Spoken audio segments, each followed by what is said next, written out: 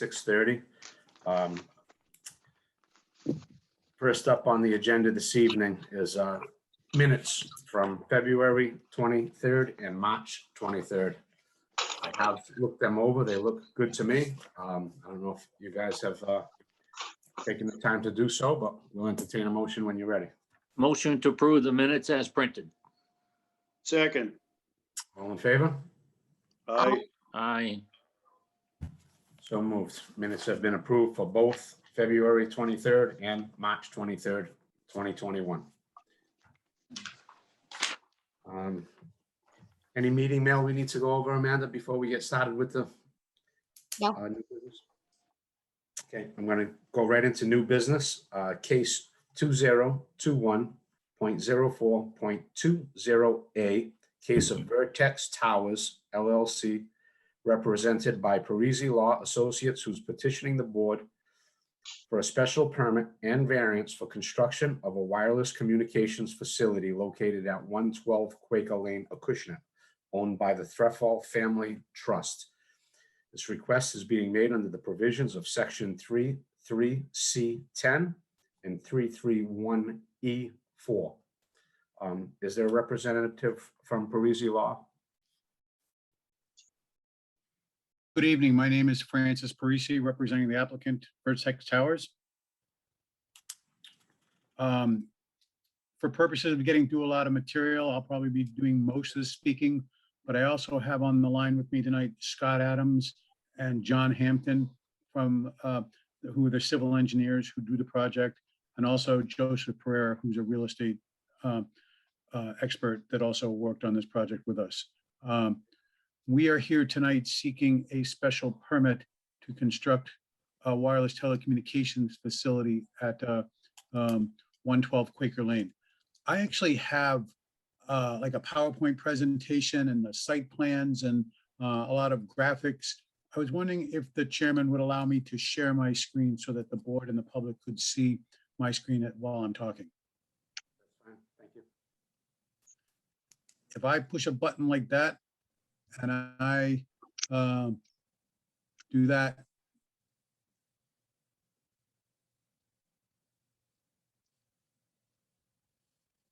Can you guys see my cover sheet with the little cartoon now? Yes. Yep. Perfect.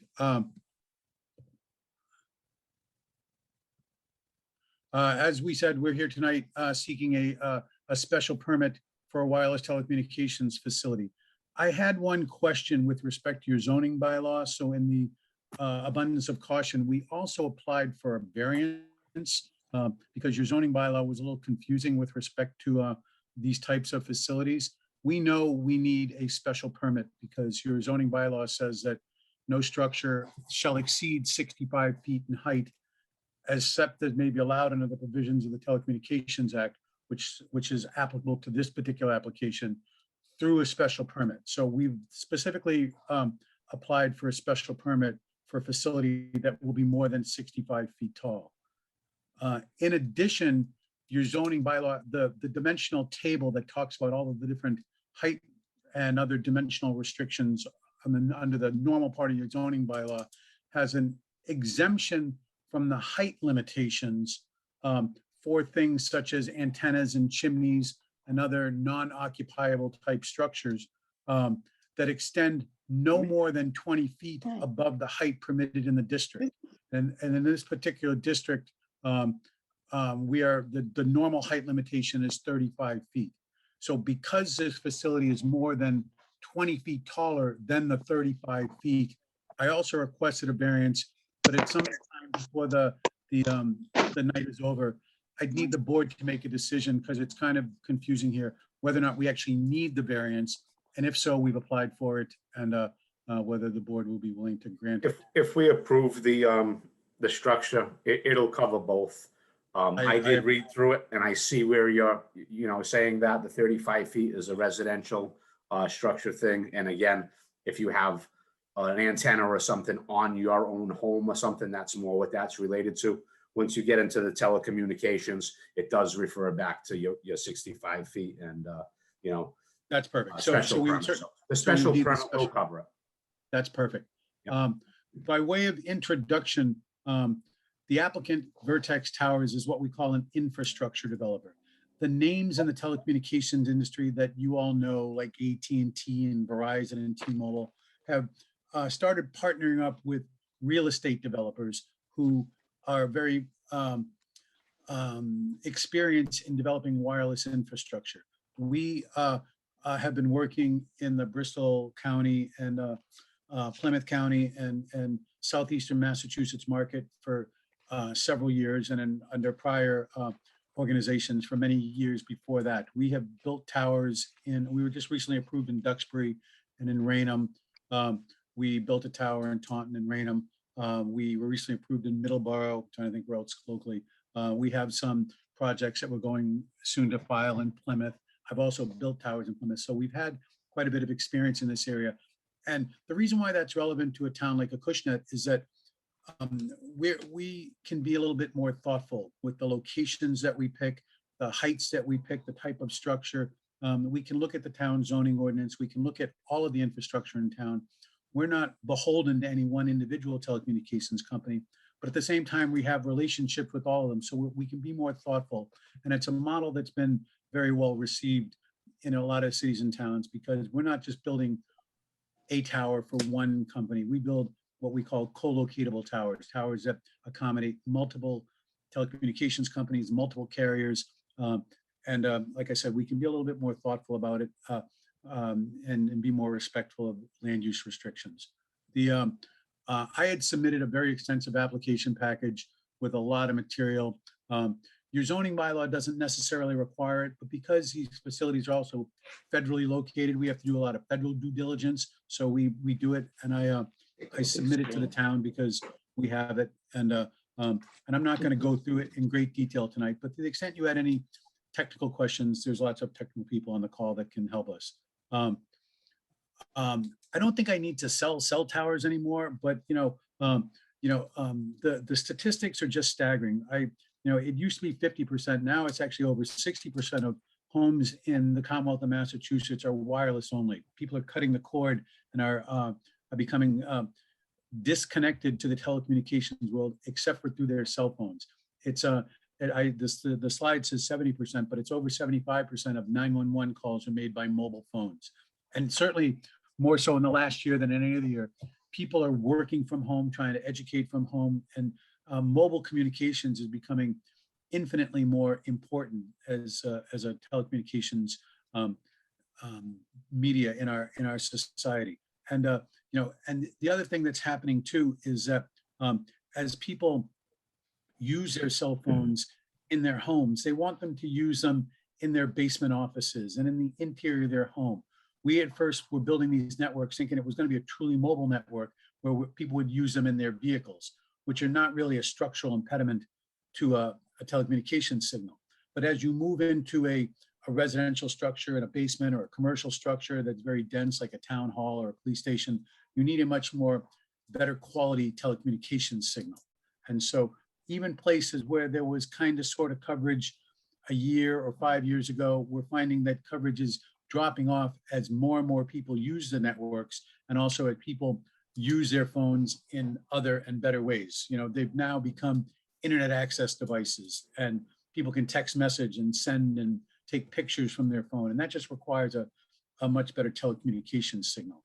We're actually finding, we do a lot of work in what I would call rural America. We do a lot of work in New Hampshire and in rural communities that are completely underserved by telecommunications. And we work with a lot of regional and state planning commissions because they're trying to bring better telecommunications from an economic development standpoint, from a public safety standpoint.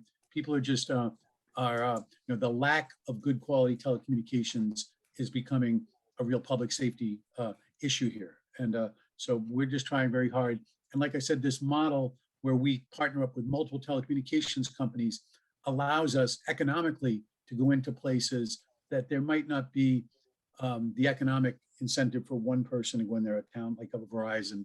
So we build a structure that Verizon and AT&T and T-Mobile will be co-locating on.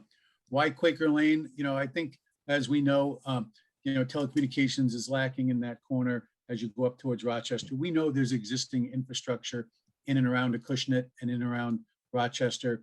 But that area on the Rochester Acushnet line is certainly, that's where the signal tends to drop off.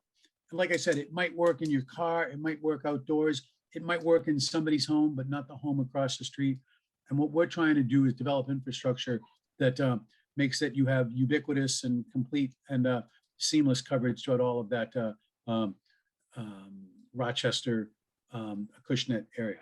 And we submitted a lot of technical data to show, where the existing telecommunications infrastructure is, where the existing good coverage is, and where the coverage is lacking. And we're certainly trying to cover in that area here.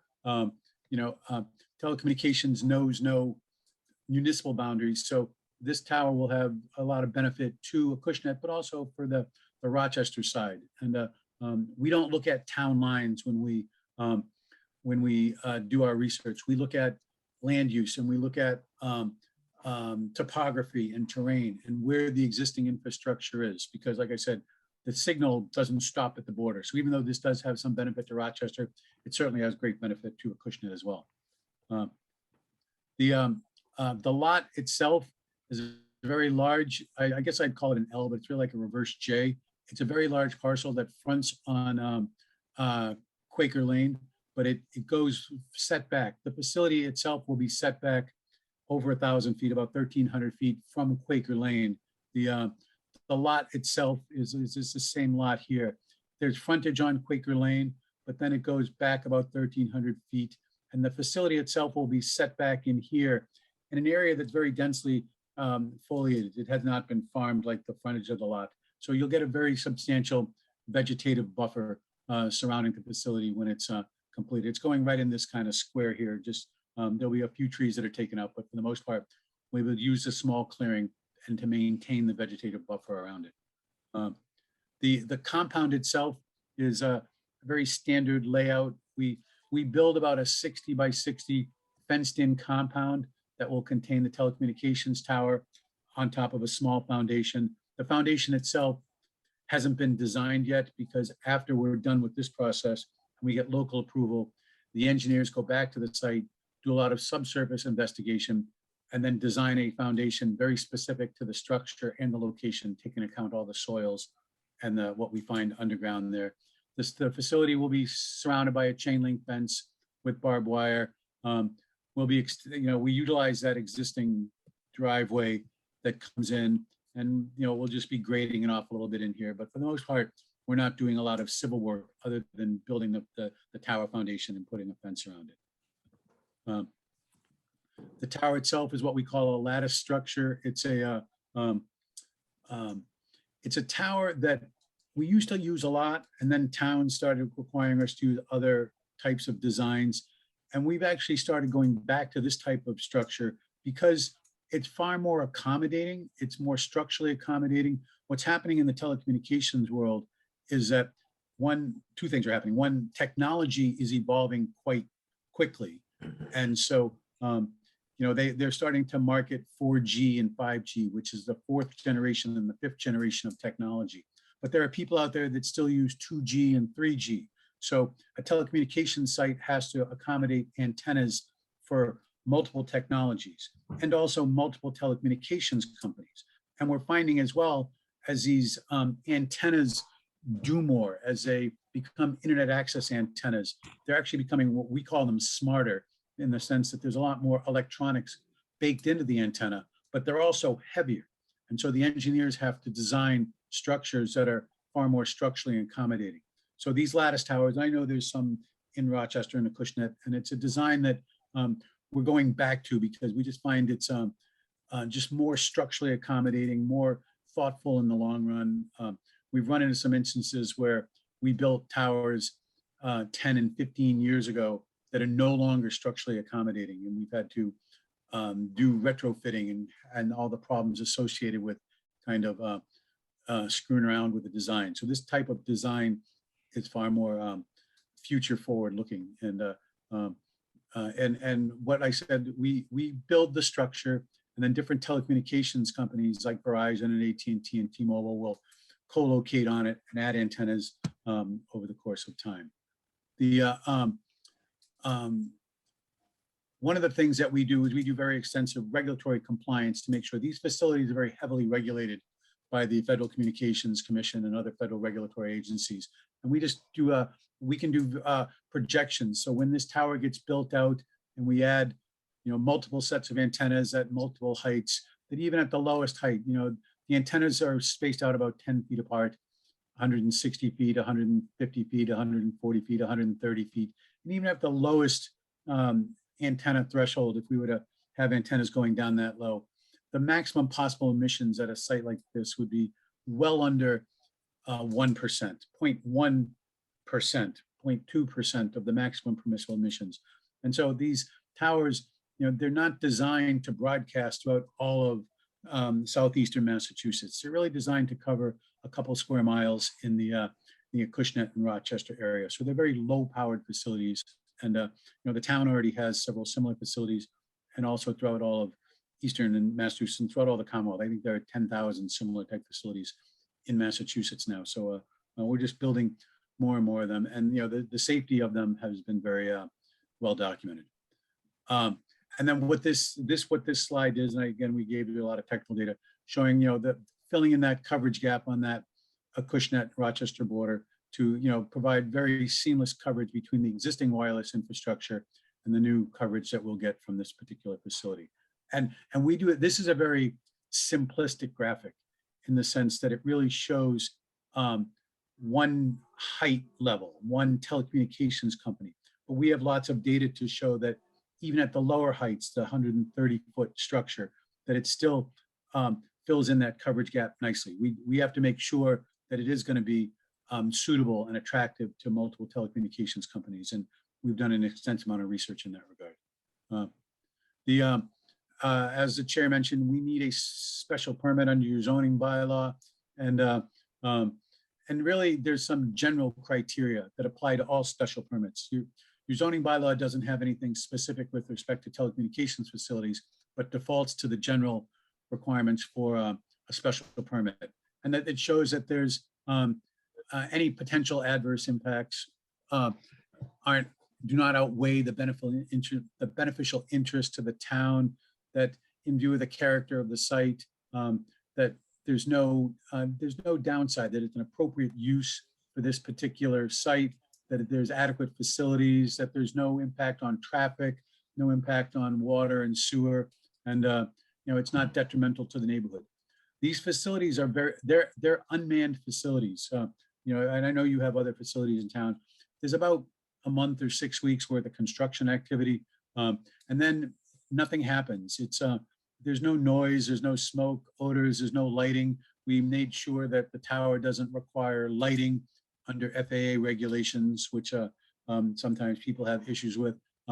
There's no traffic. Once it's built, someone will come by maybe once a month just to check on it. And even that's getting less and less, because as the electronics get more sophisticated, they can be more remotely monitored and remotely adjusted if they ever need to be. There's no real increase with impervious surfaces. We might put down a little bit of gravel on the access road to make sure the trucks can get in. But after that, the compound itself is all gravel. There'll maybe be a 10 by 10 or 20 by 20 foot foundation, depending on the soils there. But on a 21 acre parcel, that's quite de minimis. So there's really no stormwater runoff or any impact. Our engineers went out there and didn't identify any wetlands in the proximity. So we really have no impact on the local land use area. And they're really quite passive and benign activities. I put in a lot of information about the variance, but quite frankly, I don't think we need the variance according to the chair. And the only thing I'll tell you, and I'm sure the town has had some experience with it, the federal government is very involved in telecommunications infrastructure. And they're very supportive of it because they recognize the need for telecommunications infrastructure and the great public benefit it has to everybody, public safety, residents, and business folks in the town of Acushnet and Rochester. But they're also very heavily federally regulated. We're subject, in addition to all the regulations set by the town of Acushnet, we're very heavily federally regulated by the FAA and the FCC and other federal regulatory authorities. And because of that, the town has very extensive regulations governing telecommunications facilities as it pertains to local planning and zoning boards. It basically says you don't have to say yes to every application. You just can't say no. You have to be more thoughtful about it. You have to say, if they're, it doesn't say you have to say yes to every time we come to Acushnet, but it says you got to be more thoughtful about it, more reasoned in your reasons for denial. And there's been an immense amount of case law in throughout all of Massachusetts, not the company, giving deference to these type of facilities because of the fact that the federal government wants to approve them. So with that, I'm going to take a deep breath, say we would respectfully request that the board grant the special permit. Like I said, I have engineers on the line who can answer any kind of technical questions you have, and I'll do my best to answer whatever questions you have as well. Okay. You've given us a lot of information, and we've had it all for a couple of weeks to look over. So I've read through it. I think the board's knows what you want to do. At this point, I'm going to ask the abutters, neighbors, other town residents to put in their input. I know we've got one letter, and I see the gentleman here this evening is an abutter, Mr. Gilmore, who also has a tower on his property. So if you have anything to add other than your letter, Mr. Gilmore, we'll start with you. You're on mute. Unmute yourself first, please.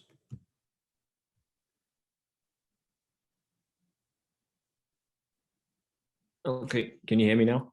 Yes. Okay, Bob, I actually had someone who should be online there that's been representing me. Tyler, are you on? I am, Rob. Okay. Bob, I'm gonna let Tyler speak on my behalf, if that's okay. Okay. Would you want, you read the If you letter could at the other? if you I'm could sorry? just introduce yourself and your address Oh, sure. for the board and the public, and then you can let your representative speak. Sure. My name is Robert Gilmore. I live at 221 Robinson Road, and I have a 150-acre farm here, Merridale Farm in town. We've been farming this land for nearly 200 years in our family, and we do have a tower site on the property, which is located at 119 Robinson Road. That's the address of the tower site. Would you like me to read the letter that I wrote, Bob, to the board and anyone else that might be listening, just so it could be Sure. put out there? Is that okay? And then I can Please give it do. to Tyler? Yep. All right. In writing, and I submitted this to the board, I'm writing in opposition of the proposed wireless communication facility at 112 Quaker Lane. The property directly abuts mine. There currently is a wireless communications facility, an existing 300-foot tower on my property at 119 Robinson Road. The facility is accessed by a gated 700-yard road that's already served by all needed utilities, three-phase electrical and telecommunications to operate a wireless communications facility, and therefore is an existing viable alternative to a new structure, and the special permit and variance should be denied. I had also attached a photo of the existing site that I have. I'm not sure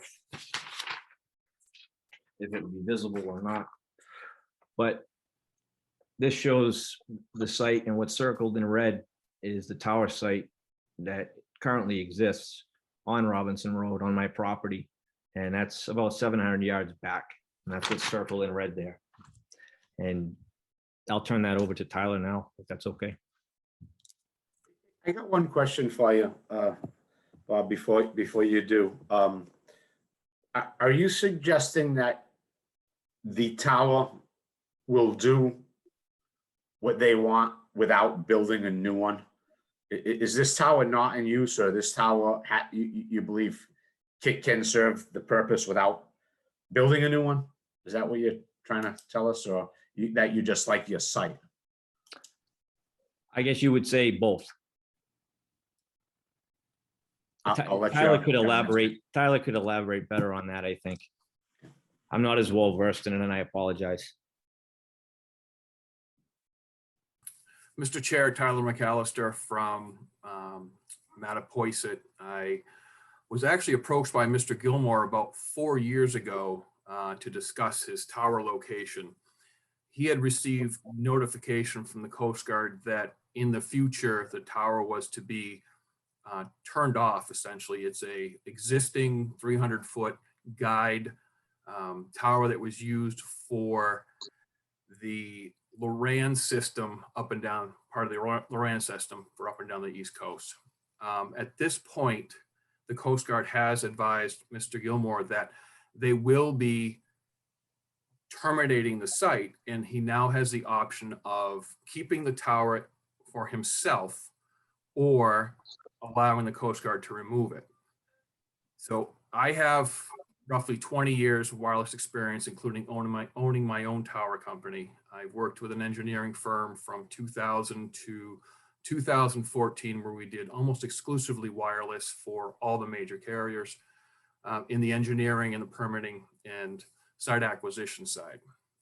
The tower itself, by potentially reducing its height from 300 to below 200, would have potentially the opportunity to hold one, if not more carriers. I have done several projects over the last 20 years that involve strengthening existing guide towers, including hot AM towers, where it then allowed the carriers to attach their equipment.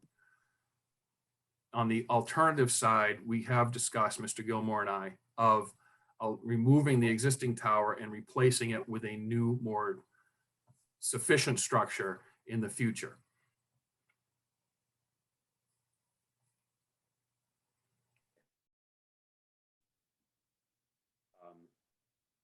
Is that all you have for us, Mr. Gilmore, for now? For now, I think so, yes, sir. Are there any other residents or butters that would like to speak on this?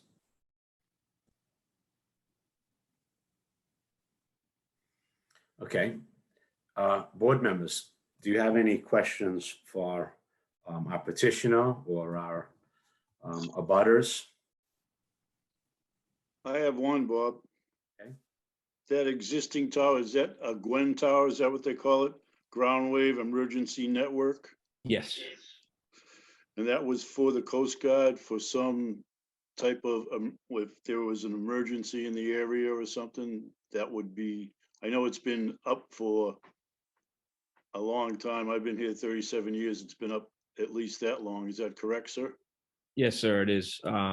My grandfather actually was approached by the Air Force back in the 80s.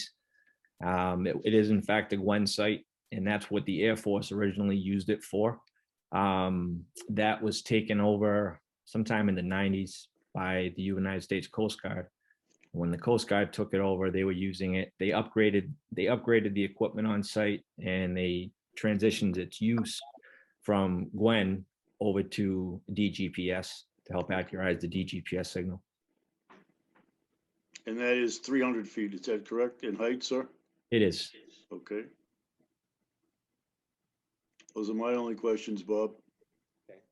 I don't necessarily think the two things are related. I'm wondering if the developers of the new tower looked into it and didn't want to develop there or whatever, but I have a hard time thinking that both sites aren't equally suitable and that one should win out the other versus any kind of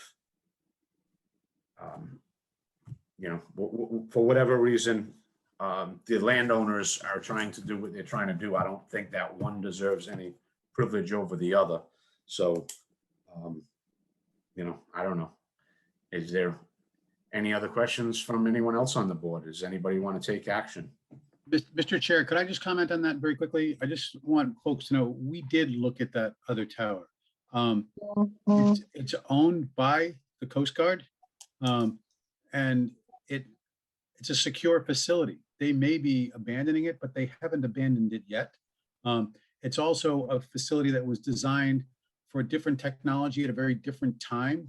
And even as we heard Mr. Gilmore's consultant, it's not structurally sound for the type of telecommunications antennas that we propose and that are utilized by Verizon and AT&T and those type of facilities. The other thing, it's very non-compliant with a lot of federal regulations. It requires lighting. It's not lit.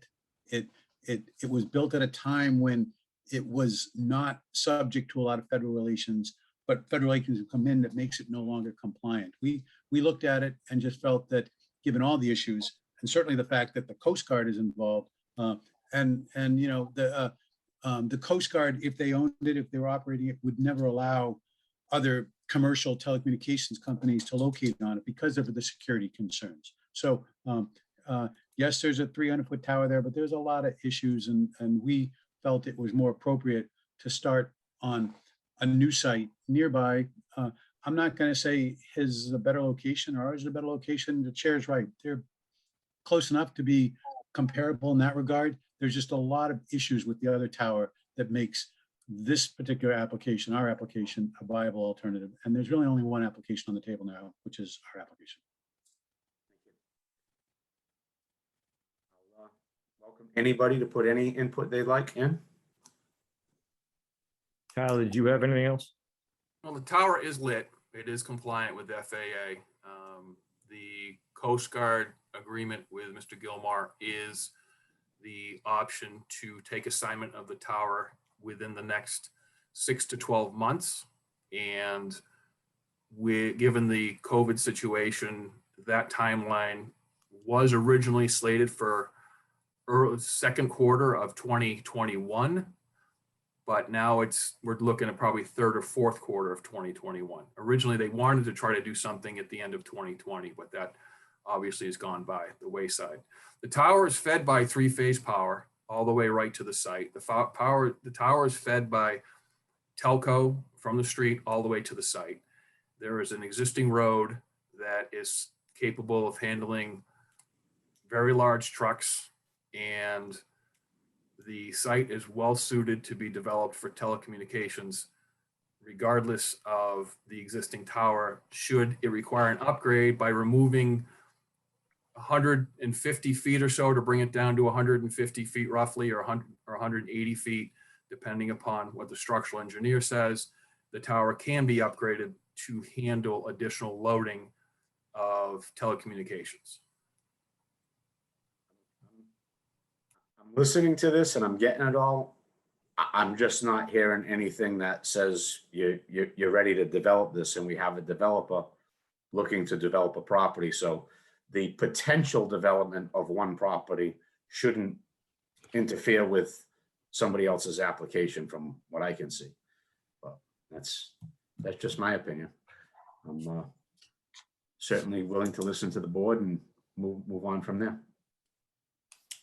The only thing I'd like to add, Bob, regarding, the application and the variance, and Mr. Parisi, in his application, not just himself, but others that would be under his employ at Vertex, made statements, and one was the surrounding area provides no other feasible location in which to install and operate a wireless telecommunications facility. That was on page 1 of Mr. Parisi's narrative.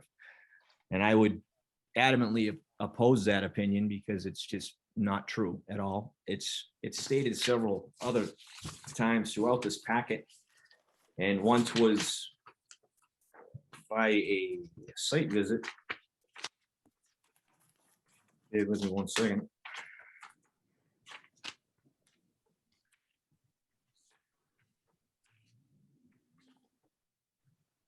Brendan Gill, and Brendan Gill came out. He basically states the same thing Mr. Parisi does, in that there are no other existing structures of sufficient height, structural capacity from which an antenna installation on such a structure would provide that coverage. He also states, and this is the reasoning for this application, this permit that they're trying to get the variance on.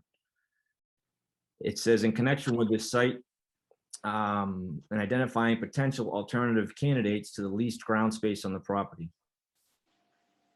Mr. Gilder then says, based on my personal knowledge of the proposed site and the surrounding area, there are no potential alternative candidates located within a geographically driven search ring that would be considered superior to the proposed site. I'd also like to add that, I don't know if it's his partner at Vertex, but Mr. Parisi, Steve Kelleher, who works for Vertex, he actually reached out to me in January, and he emailed, he texted, and he called, and we ended up having a conversation. And in speaking to Mr. Kelleher, he expressed interest in the site, and I didn't provide a lot of information to him. He was kind of pushy and abrupt in that conversation. And I had asked him, I said, if you'd like, you can give me a call back next week and we can discuss it further. But I was not all that interested in working with Vertex. 2 months later, or less than 2 months later, a month and a half later, they had applied for this permit. They must have sought out the Thrall Falls property to apply for that permit, but they're fully aware of this property, the location, the viability of it, the infrastructure that's on site, because I was the first one they went to. And they weren't met with what they were hoping to be met with, presumably. And as a result, they're here before you looking for a variance. That makes sense to me, Mr. Gilmore, that if they weren't able to get through to you, they would find another landowner. Again, this is cell towers. This is something that is the future. It is needed, and they're going to seek out places to put it. The Threadfall property, by everything I'm looking at, looks like a great thing. When I look at this, the big thing is that if this tower comes down, it doesn't hit anything else.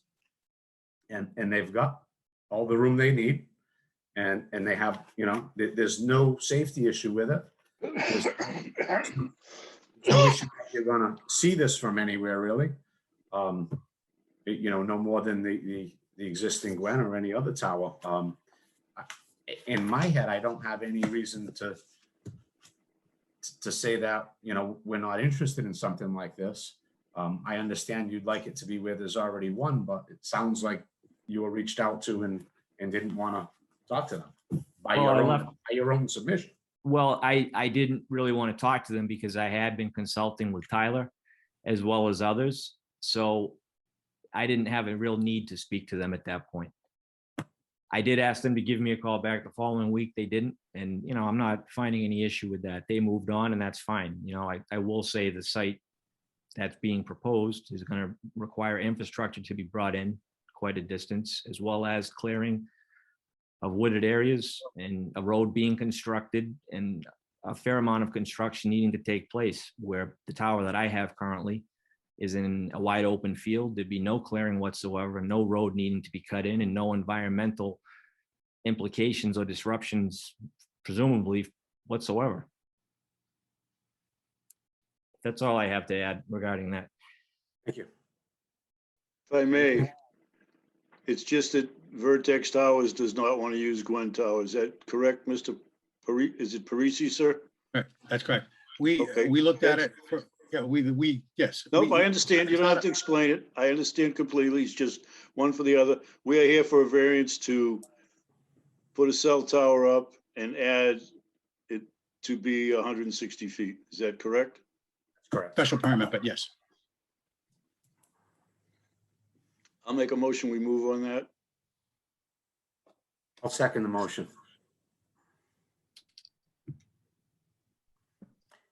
First and a second, is there any other discussion amongst the board before we take it to a vote? Just one thing, Bob, I don't think we should be telling them where to put their tower. I don't think we are telling them where to put it. They're asking Yeah, us. right, exactly. They're That's what asking I us if they can put it there. From what I've seen, they've done the due diligence to find a good location Right. for it that is gonna Right. serve the people of the town without causing any real pain to the town.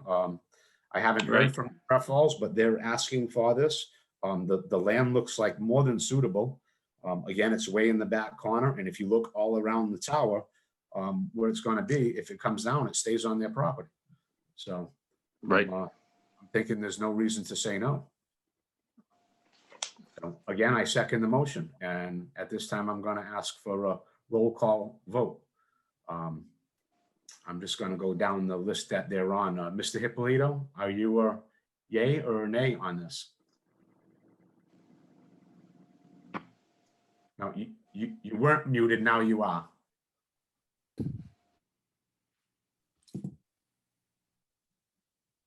Maybe if you ask him to raise his hand, Bob, might that help? He's on. Okay. Mr. Hippolito, are you for or against? Aye. Mr. Senarizzo? Aye.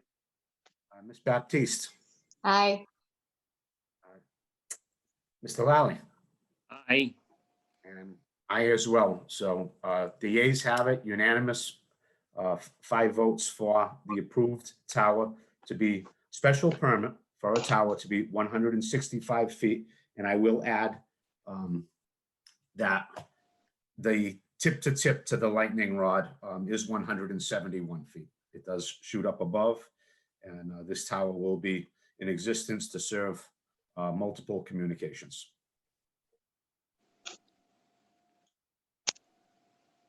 Thank you for your time. I appreciate it. Thank you very much. Thank you to the members of the board. Is there any special paperwork we have to do for this, Amanda? Same thing. I'm gonna bring it down to the town clerk's office tomorrow. So if the board could get there by the end of the week to sign it, and then, Mr.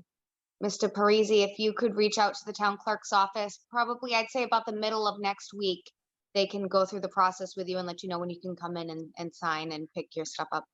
And I know Perfect. Mr. Parisi is already aware of the, right of anybody else to, you've got a There right is of an appeal resistance. period, yep. Very good. Motion carries, special permit granted, and we're going to move on to the next case. Thank you. Thank you. Have a good day. Next case is the case of Daniel Furtado, who's requesting 2 variances from the board for construction of a 2-car garage with living space above, located at 22 Ludlow Street, Acushnet, owned by Barbara Peach.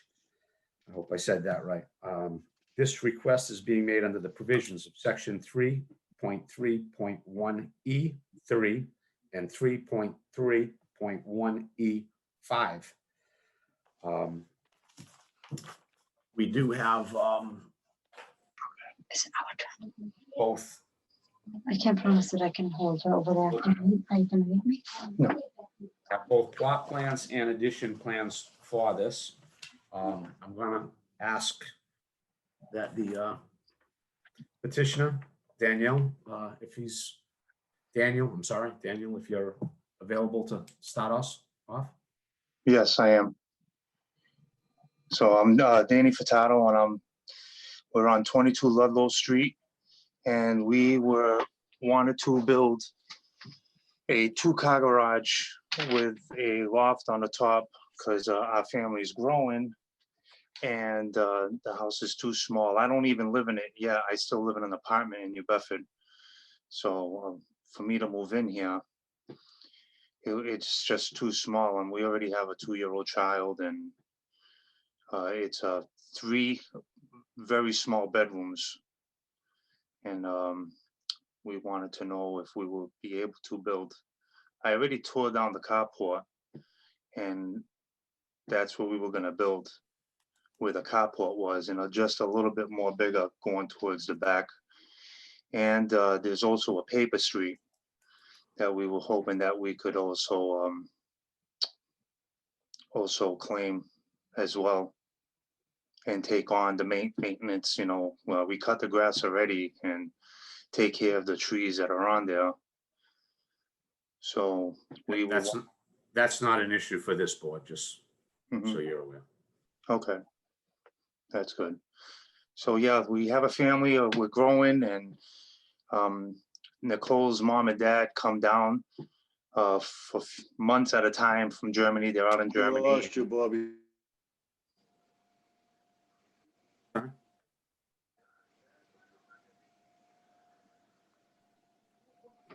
We You can okay? continue. I think Okay. everybody can hear you.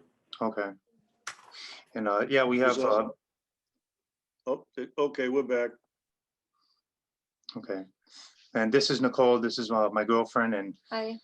we she has family that comes down, her mother and father and her brother that come down from Germany, and this house is like a can of sardines. And our family is growing. We already have a 2-year-old child, and we were hoping that we would be able to build what we needed to build, so we could get our family going. I'm gonna just give the rest of the board a little bit of my math here. As a former building inspector, and I looked through the building department's letter, and the issue isn't that you want a variance, it's that you want a variance for 216%. You know, we're usually quite giving when someone comes in and the variance says they can have 1,000 feet and they're asking for 1,200. But according to the building department, you can have 1,764 feet and you're asking for 3,824. So it's, you know, you've got to do the math and multiply by what you can have by 216% in order to get what you want there. I did take a ride by today, and there's not, you know, as you say, the house is small, but that neighborhood is all small lots with small homes. And there's not a 2-story house on the street. Oh, yes, there is. Again, I drove up and down the street. You have a lot of nice little capes there. I mean, ranches there. Anything with 2 stories, a very shallow roof cape, very small homes. We have, I don't want to argue with it. I'm just stating facts. You're asking for a variance of 216%. The bylaws are there to protect all your other residents, all your other neighbors. And on that lot, you're able to build 1,764 feet. You're asking for 3,824 feet. So it's a lot. In addition, you're asking for a setback variance from 15 feet down to 7, which is over 50%. So I just want to explain that to the whole board. It's not that you're asking for a small addition here. You're looking for something that is way above and beyond what the bylaws allow. So to the rest of the board, you've seen the pictures and the plans, correct? Yes, we have. So are there any neighbors for or against this evening? Okay, looks like there's no neighbors here who are petitioning against it. if I may, we talked to all the neighbors, and I mean, we see them walking up and down the street. We showed them the prints, and they're all for it. They're really happy that this is happening. And I'm not trying to disrespect anybody or any laws that you guys have. I mean, but I mean, everybody's going for it, especially, you know, the neighbors around us in the radius of us.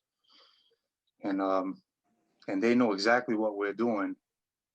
You got a very nice drawing, and most of the time when we get to this point, we don't have as much information as you gave us. So I'm very happy that it's there and it's all clear.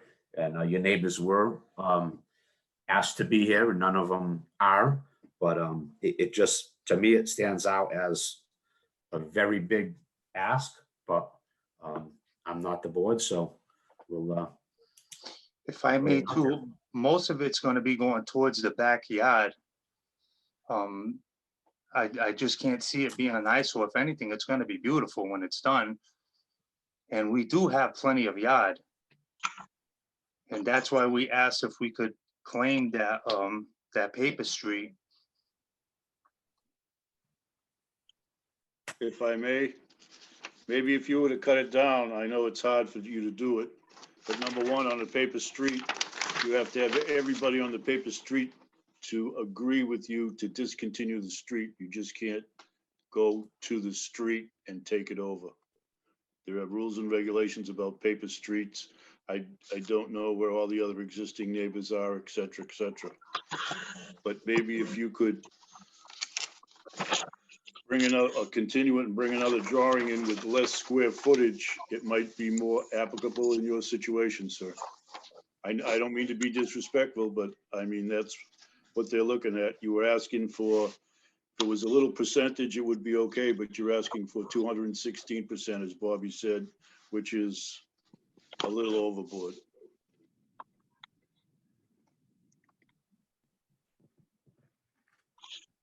Yeah, I mean,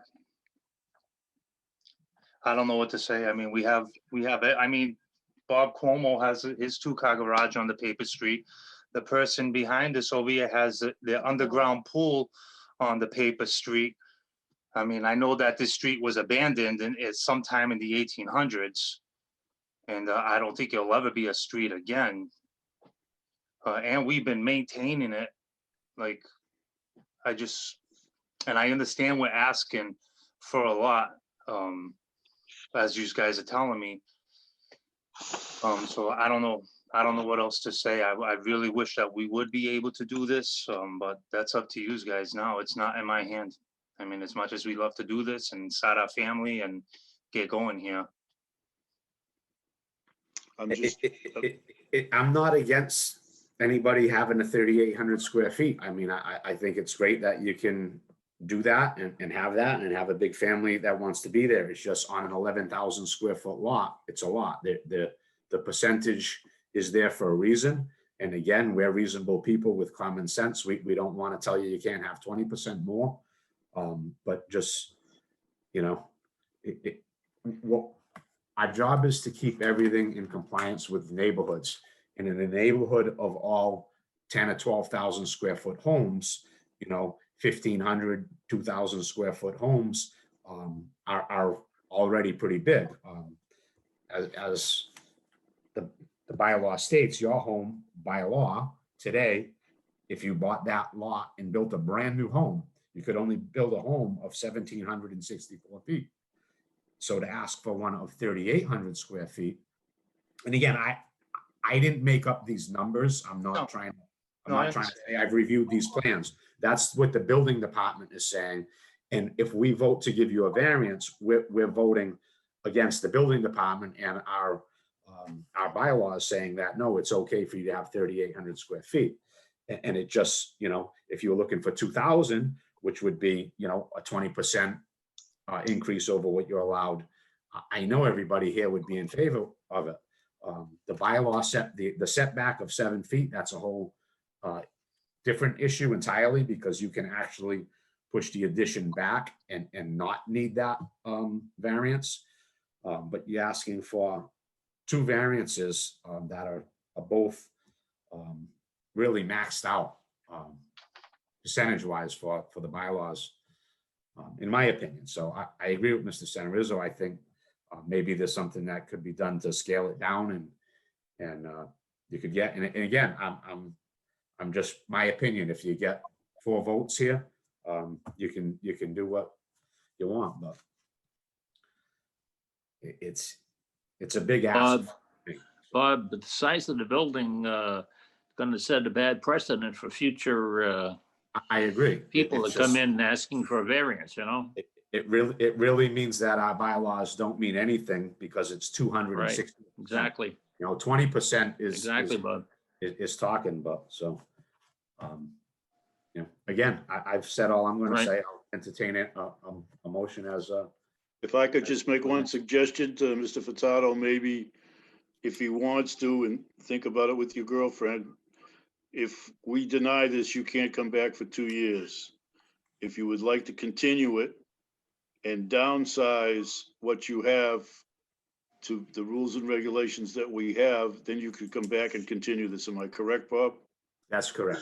You can make alterations and change and come back to us, and we can revisit it upon your request without starting everything over, without, you know, refeeing you and stuff. But if we do vote for it, vote for or against, that decision stands, and you can't come back for 2 years. May I ask why that's like that we can't come back for 2 years? I don't understand. If we If take, if this is denied here, if your petition is denied this evening, you can't reapply for 2 years. For the same print that you have in front of you. But if we go down to 20, like the 20%, like you guys are saying, If you ask us to continue this evening and come back with us with a new set of plans that isn't so dramatic, we could move differently on that, possibly. I'm not trying to tell you what to do or how to do it. Mr. Senator was just wanted you to be aware that if you are denied tonight, that's it for 2 years. all right, we're gonna discontinue it if you don't mind, and we'll you get, want to continue this meeting? Is that what it is? So you can actually downsize this? yeah, so what would be something that you guys would allow us to build so we could go back to the blueprint and put it down with, so when we do come back, I know you guys said that you would go 200, or, if it was 1,000 feet and we wanted 1,200 feet, you would allow, that for just because it's a little bit more. I can't speak for anyone. I'm just saying that would be more in the realm of things that have been allowed in the past. Yeah, I don't know, because we made sure that we were trying to do everything the right way, and Bob from Town Hall was saying that everything looked legit. If we pushed back 7 feet, we were able to build what we wanted to. But obviously, he has no say here right now, so yeah, I'd like to continue it, and hopefully we could come up with something. I mean, because we tore down a carport, thinking this has already been going on for over a year. And we tore down a carport. We even hired a lawyer, and that didn't even work out. And we would have never tore down the carport if we didn't know. I mean, the town hall gave us a demolition permit, everything. Because you asked for one, and he has no reason not to give you a demolition permit. But he clearly stated in his letter what you were asking for, that you would need a variance, and he specifically let you know that the max that you could have is 1,764, and that what you were asking for was somewhere around here, 3,824, and that would be asking for 2,060 feet more than what you're allowed. That's a whole house more than what should be on that lot. Okay. All right, yeah, we're gonna try to continue this then, and I guess I don't even know how about doing that. Do I just go reapply? Let me just ask Amanda, do we have any business next month? No, I was gonna say, we don't have anything that I'm aware of that came in, so I don't know if you want to wait and set it for maybe mid-June, and anything that comes in between now and then. I would think that they're going to need at least a month plus to even think about and redraw if they want to come back to us with another set of plans, or if they just think that something in that 20% range isn't going to help them at all. So I am in favor of continuing, giving them a shot to come back with something. Again, I don't see why to do it in 4 or 5 weeks if we don't have anything next month. So I agree. We're going, next month is the May meeting. So And yeah, we had nothing come in, so we wouldn't have had a May meeting. Yeah, I'm looking at either June 15th or 22nd, if either of them work for everybody. June 15th would be fine. why don't we do that? Why don't we say we're going to have a meeting on June 15th, and we're going to continue this at the petitioner's request. Is there Okay, a so motion? June 15th at 6:30. I'll make the motion to continue this case till June 15th at 6:30. Second. All in favor? Aye. Aye. Okay, so we're going to continue you and give you a chance to submit something that, might suit the neighborhood and the bylaws a little closer. And, again, there's no additional fee for you, so it gives you a second chance at it. And, I do believe that you said Bob, but I think you meant Jim, Mr. Merritt, the building inspector. I do believe, he can help you a little bit with, if you go by, he's very accommodating and will tell you that, give you the other numbers and help you out if you choose to do so, so. All right, thank you for your Yeah. time, guys. And are you guys gonna be mailing me something, or are we gonna use the same? You'll get another, how you got this paper in the mail with the agenda, with the Zoom information, you'll get another one. Okay. Mhm. All right, thank you very much. I appreciate it, guys. You're welcome. Have a good night. Good night, Good guys. luck. God bless. That's all we have for cases this evening. Amanda, as she said, there's no future business for next month, so we have this continuation for June 15th. Mhm. And that being said, I'll look for a motion to adjourn. So moved. Second, Ayes to be adjourned. Aye.